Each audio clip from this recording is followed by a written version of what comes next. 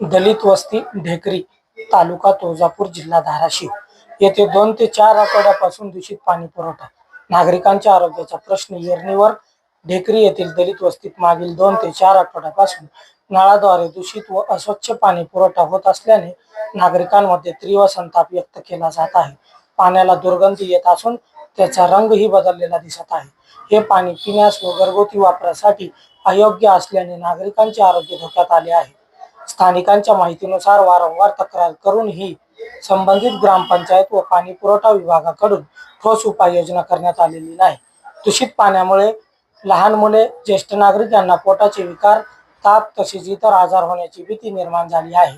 नागरिकांची प्रमुख मागणी पाणी पुरवठा लाईनची तातडीने तपासणी करावी, जलकुंभ व फिल्टर प्रणाली स्वच्छ करावी, शुद्ध व नियमित पाणी पुरवठा सुरू करावा, पाण्याचे नमुने तपासणीसाठी पाठवावेत.